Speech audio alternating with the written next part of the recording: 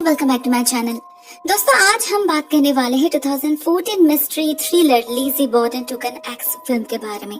ये एक real story based movie है जिसका IMDb रेटिंग है 5.8 आउट ऑफ 10 और 85% गूगल यूजर ने इसे लाइक किया है। ये कहानी शुरू होती है 1892 से यूएस के फॉल रिवर नाम की एक जगह से। हम मिलते हैं बॉर्डन फैमिली से। मिस्टर एंड्रयू बॉर्डन, उनकी पत्नी एबी, उनकी बड़ी बेटी एमा और छोटी बेटी लिज़ी। हम देखते हैं एमा और लिज़ी दोनों ही 30 प्लस है, स्टिल अनमैरिड, जो उस जमाने में काफी रेयर बात थी। एंड्रयू इस बात को लेकर परेशान थे और वो ओपनली अपनी परेशानी डिस्कस भी करते थे, लेकिन इससे उनकी बेटियां ह्यूमिलिएटेड होती थी, इससे उन्हें कोई फर्क नहीं पड़ता था। अगस्त का महीना चल रहा था, गर्मी का मौसम था, सभी चर्च से लौट रहे थे, स्वेट कर रहे थे बहुत ज्यादा, लेकिन इतने गर्मी में भी एंड्रयू उन्हें पैदल चलने के लिए कहते हैं, जबकि बाकी लोग या तो गाड़ी साथ लेकर आए थे या फिर हायर कर रहे थे। एनीवेज, सभी घर लौट आते हैं। डिनर के वक्त और एक तमाशा होता है। वो लोग पिछले कई दिनों से एक ही मटन सूप खा रहे थे। लिज़ी और एमा को लग रहा था ये खराब हो चुका है, इसे खाने से उनकी तबीयत खराब हो सकती है, मगर एंड्रयू नहीं मानते। सभी को यही खाना होगा, नहीं तो खाली पेट सोना होगा। लिज़ी सेकंड ऑप्शन चूज करती है और सो जाती है। नेक्स्ट मॉर्निंग आयरन करते वक्त वो एक धुन गुनगुना रही थी जो उसके पिता को पसंद नहीं था। इनफैक्ट एंड्रयू को तो लड़कियों का गाना बजाना पसंद ही नहीं था। वो लिज़ी को मना करते हैं, जिससे लिज़ी नाराज होकर निकल जाती है। वो जाती है बर्न में अपने पिजन्स को खाना देने। ये भी उसके पिता को नापसंद है, मगर लिज़ी उनकी बात नहीं सुनती। धीरे धीरे हमें इस परिवार के बारे में एक इंसाइट मिलने लगता है। एक्चुअली ये फैमिली बाकी फैमिलीज की तरह बिल्कुल ही नहीं है। एंड्रयू एक काफी वेल्दी बिजनेसमैन है, उसके पास बहुत सारा पैसा है, मगर फिर भी वो बहुत कंजूस है। जरूरत से ज्यादा एक भी पैसा वो अपने बेटियों के पीछे खर्च नहीं करते। काफी स्ट्रिक्ट है, अपने रिलीजियस एंड मॉरल कोड के अकॉर्डिंग ही चलते हैं। उन्हें लड़कियों का ज्यादा घूमना फिरना पसंद नहीं था। इनफैक्ट एमा और लिज़ी तो कुछ भी अपने मर्जी से नहीं कर सकते थे। ना उनके घर में कोई इंडोर प्लम्बिंग फैसिलिटी थी, ना उनके पास कोई हॉर्स कार्ट था, जो उस वक्त बाकी सारे वेल्दी मेन के लिए काफी कॉमन बात थी। काम के सिलसिले में एंड्रयूज के बहुत सारे दुश्मन थे। आए दिन किसी न किसी से वो झगड़ते रहते थे। अपने एम्प्लॉइज को ठीक से पे तक नहीं करते थे वो। लेकिन सिर्फ एंड्रयू ही क्यों, लिज़ी का कैरेक्टर भी बहुत कम्प्लेक्स था। वो अपने मॉम के पर्स से पैसा चोरी करती थी। एक दिन वो एक गोल्ड लॉकेट तक चुरा लेती है। असल में उसे एक पार्टी में जाना था, लेकिन एंड्रयू ना उसे पैसा देने वाले थे, ना उसका जाना अलाउड था।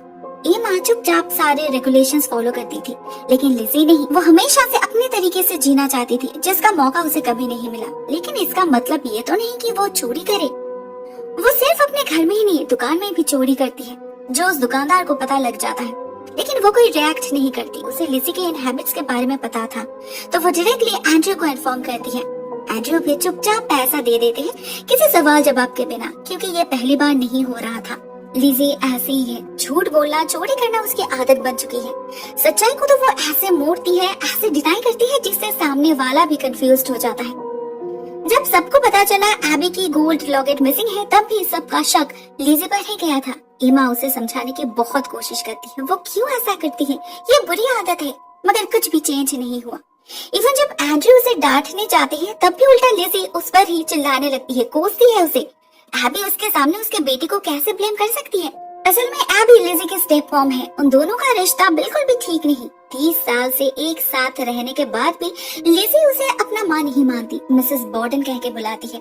उसका मानना है एबी ने उसके पिता से शादी सिर्फ उसके पैसों के लिए की है। अभी वो उन्हें लूट रही है। एंड्रयू से कहकर अपने फैमिली में सभी को पैसा और प्रॉपर्टी दिलवा रही है। रिसेंटली लिज़ी को पता चला है उसके पिता ने एबी के बहन को एक घर गिफ्ट किया है, जो उसका फेवरेट था। अब ये गिफ्ट था या फिर एंड्रयू ने घर बेचा था, इसके बारे में श्योर होने से पहले ही लिज़ी ने अपना मन बना लिया था। साथ में वो अपने पिता पर भी एक गंदा आरोप लगाती है कि वो इंटेंशनली अपने बेटियों को विदा नहीं कर रहे, क्योंकि वो उन्हें अपने पास रखना चाहते हैं अपने लिए। ऐसे घिनौने एलिगेशन से एंड्रयू हैरान हो जाते हैं, ये लड़की क्या पागल है। लिज़ी खुद शादी करना नहीं चाहती, क्योंकि उसे एक फ्री लाइफ एंजॉय करना है। किसी एक पार्टनर के साथ एक कमिटेड रिलेशनशिप में उसे कोई इंटरेस्ट नहीं थी। इतना सब कुछ होने के बाद भी लिज़ी उस रात पार्टी में जाती है। सबके सो जाने के बाद चोरी छुपे अपने कुछ दोस्त से मिलती है, डांस करती है, मस्ती करती है और फिर घर आकर सो जाती है, ऐसे कुछ भी नहीं हुआ। नेक्स्ट मॉर्निंग उसे अपने सारी पिजन्स मरा हुआ मिलता है। वो श्योर थी ये उसके पिता का ही काम होगा। इस सब से एक बात तो क्लियर हो जाती है कि ये परिवार बहुत अनयूजुअल था। बाप बेटी के बीच हमेशा एक टेंशन चलता रहता था, जिसका असर सबसे ज्यादा लिजी पर पड़ता था। एंड्रयू उनके लिए कितना भी क्यों ना करे, लिजी को हमेशा कम पड़ता था। उसे इस घर से नफरत थी, उनके लाइफस्टाइल से नफरत थी, खाने से नफरत थी, हर उस चीज से नफरत थी जो उसके पिता उसके लिए प्रोवाइड करते थे। नेचुरली लिजी का कैरेक्टर काफी क्रिप्टिक था। उसके अंदर बहुत कुछ चलता रहता था एक साथ, जो वो छुपाने की कोशिश करती थी, लेकिन कब तक? एक ना एक दिन तो उसे बर्स्ट करना ही था। इसके अगले दिन एमा 2 दिन के लिए अपने दोस्त के घर घूमने जाती है। एंड्रयू मॉर्निंग वॉक पे निकले थे। एमी घर के काम में बिजी थे और उनकी मेड सर्वेंट ब्रिजेट बाहर विंडोज क्लीन कर रही थी। एक बहुत ही यूजुअल दिन था वो। हर रोज की तरह सभी अपने काम में बिजी थे। हम लिजी को देखते हैं, वो बेसमेंट में जा रही थी। कुछ देर बाद वो लौट भी आती है। उधर ब्रिजेट भी तब घर के अंदर आई थी। उसे ऊपर के फ्लोर से कोई भारी चीज गिरने की आवाज आती है, लेकिन वो उतना ध्यान नहीं देती। ऊपर एबी है, वो देख लेगी। तब तक एंड्रयू भी वापस आ जाते हैं। उन्हें फ्रंट डोर लॉक्ड मिलता है। नॉक करने पर ब्रिजेट दरवाजा खोल तो देती है, लेकिन उसने दरवाजा लॉक नहीं किया था। एंड्रयू अपने पत्नी के बारे में पूछते हैं तो जवाब लिजी देती है। कहती है एबी को एक नोट मिला था, उसके एक फ्रेंड बीमार है तो वो उन्हें विजिट करने गई होगी। अजीब बात है, ब्रिजेट ने तो उन्हें निकलते हुए नहीं देखा, फिर भी वो कुछ नहीं कहती। अचानक लिजी अपने पिता को हक करती है, जिससे एंड्रयू चौंक जाते हैं। लिजी को कब से इतना प्यार आने लगा? वो बहुत ज्यादा स्वेट कर रही थी। इसके बाद वो कुछ देर तक बहुत सस्पिशियसली एंड्रयू के आगे पीछे घूमने लगती है। एंड्रयू हमेशा वक्त के बाद एक नैप लेते हैं, आज भी वो वही करते हैं। तो लिजी उन्हें और डिस्टर्ब ना करते हुए निकल जाती है, लेकिन उसके चेहरे पर एक अजीब सा एक्सप्रेशन था। कुछ तो खिचड़ी पका रही थी वो। इसके कुछ देर बाद हमें घर में किसी के चिल्लाने की आहट सुनाई देती है, हल्के से।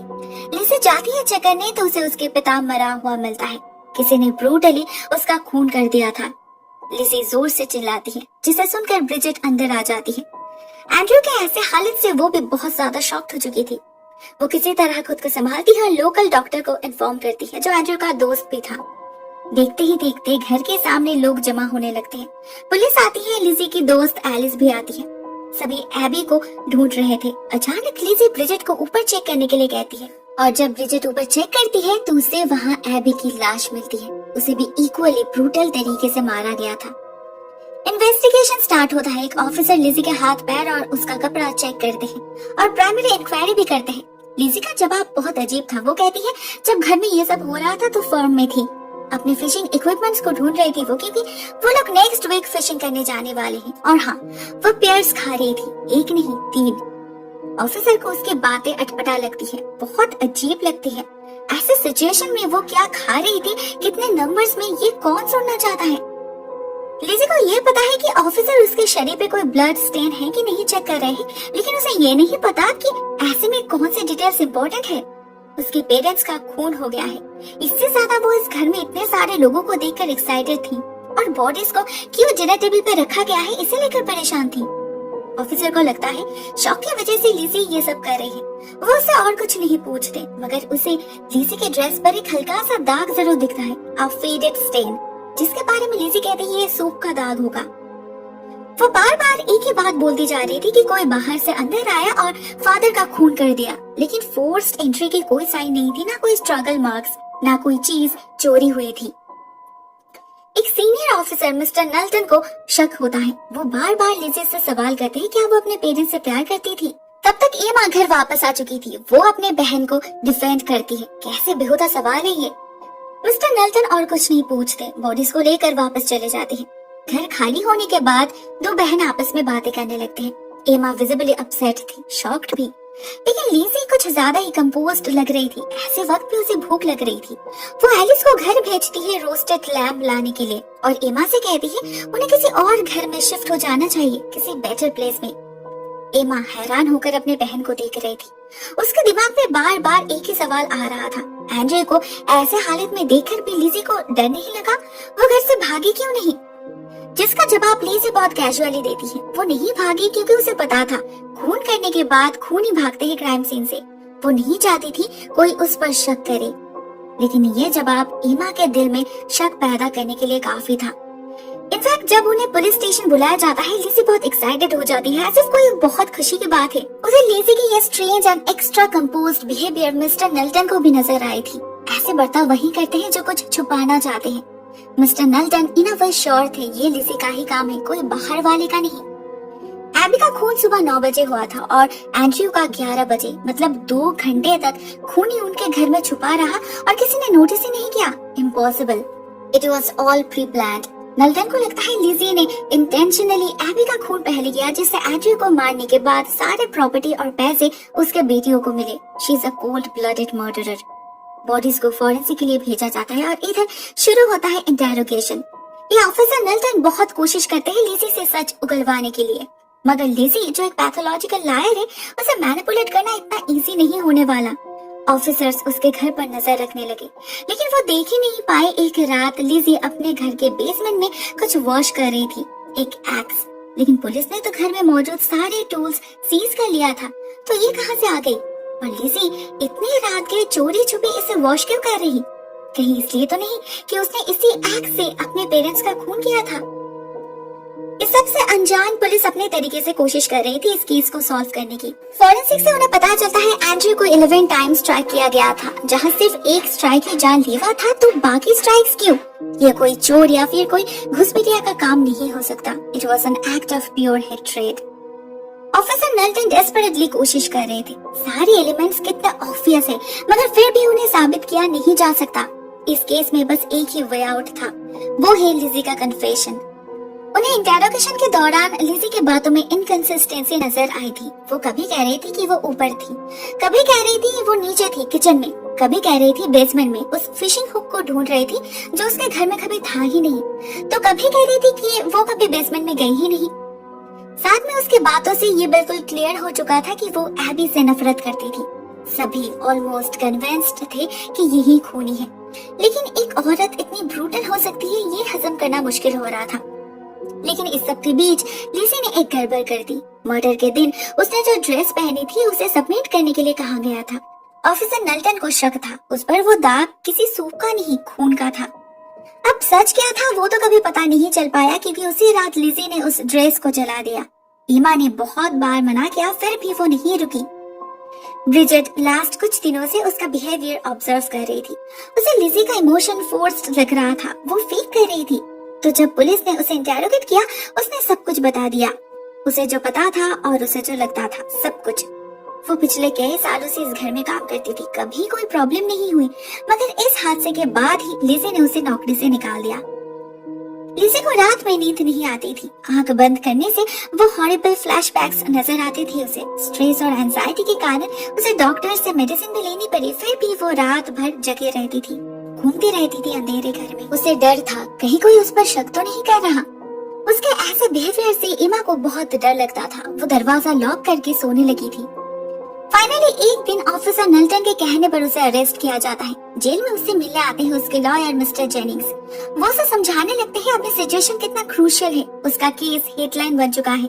लिजी को हर एक बात बहुत सोच समझ के बोलनी है, मगर ऐसे में भी लिजी पेपर में उसकी कौन सी फोटो छपी इसे लेकर एक्साइटेड थी। ट्रायल शुरू होती है। एक एक करके सभी विटनेसेस को बुलाया जाता है, ब्रिजेट, एलिस, साथ में प्राइमरी इन्वेस्टिगेटर और फॉरेंसिक एक्सपर्ट को भी।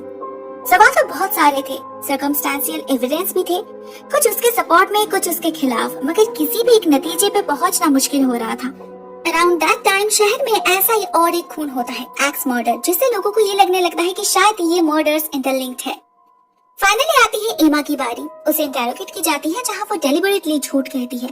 उसे पता था उसकी बहन कितनी शॉर्ट टेम्पर्ड है, गुस्सा आने पर वायलेंट हो जाती है। किसी के सारे बैड हैबिट्स के बारे में उसे पता था, फिर भी वो कोर्ट में अपने बहन को बचाने की कोशिश करती है। सभी के साथ साथ खुद को समझाती है कि लिजी ऐसा घिनौना काम नहीं कर सकती। इनफैक्ट वो ड्रेस वाली बात अपने ऊपर ले लेती है। कहती है उसने ही लिजी को कहा था उस पुरानी ड्रेस को जलाने के लिए। कुछ दिनों तक ऐसा ही चलता रहा। मीडिया वाले कवर करते रहे और लिजी को फुटेज मिलता रहा। एट लास्ट किसी फिजिकल एविडेंस के अब्सेंस के कारण लिजी को रिहा कर दिया गया। मिस्टर नल्टन कुछ नहीं कर पाए। लिजी खुशी खुशी घर वापस आ गई और खुशी खुशी अपने बहन के साथ रहने लगी, कुछ ज्यादा ही खुशी से। हर रोज पार्टी करना, घूमना फिरना, लेकिन शहर के कुछ लोगों की नजर में वो गुनहगार बन चुकी थी। उसे लोग अवॉइड करने लगे। उसे दुकान के अंदर जाने दिया नहीं जाता था। चर्च में भी कोई उसके पास नहीं बैठता था। एमा ये सब बर्दाश्त नहीं कर पाती थी, लेकिन लिजी को कोई फर्क ही नहीं पड़ता था। एक दिन एमा ने फेड अप होकर उससे पूछ ही लिया वो ये सब क्यों कर रही है। क्या वो सच में ही ऐसी जिंदगी जीना चाहती थी? क्या वो अपने पेरेंट्स के लिए बिल्कुल भी दुखी नहीं है? तब लिजी उसे हंसते हंसते जवाब देती है, नहीं, क्योंकि उसने ही उनका खून किया था। एबी को 18 स्ट्राइक से खून करने के बाद लिजी ने उस लहूलुहान कपड़े को और एक्स को बेसमेंट में छुपा दिया। बाद में जब एंड्रयू लौटे तो वो नेकेड होकर उसी एक्स से उसका भी खून किया 11 स्ट्राइक से, जिससे उसके ड्रेस पर कोई दाग ना लगे, और बाद में उस एक्स को क्लीन करके फिर से छुपा दिया। पुलिस को कुछ पता ही नहीं लगी। उसके लिए ये खून जस्टिफाइड थे। वो अपने पिता के ग्रिप से निकलना चाहती थी और एबी को तो वो कभी भी पसंद नहीं करती थी। एमा को पहले से ही शक था, लेकिन इतना ब्रूटल कन्फेशन के लिए वो रेडी नहीं थी। वो उसी दिन घर छोड़कर चली जाती है और लिजी अकेले उस घर में रहने लगती है। दोस्तों, ये एक ऐसी केस है जिसमें सभी को सब कुछ पता होने के बावजूद सबूत ना मिलने के कारण दोषी को सजा नहीं मिली। ये केस भी कभी सॉल्व नहीं हुआ, मगर लिजी बॉर्डन का नाम हमेशा हमेशा के लिए ब्लैक लिस्टेड हो गया। इस क्रीपी और ग्रूसम मर्डर केस को लेकर एक स्कूल ईयर ड्राइम भी है।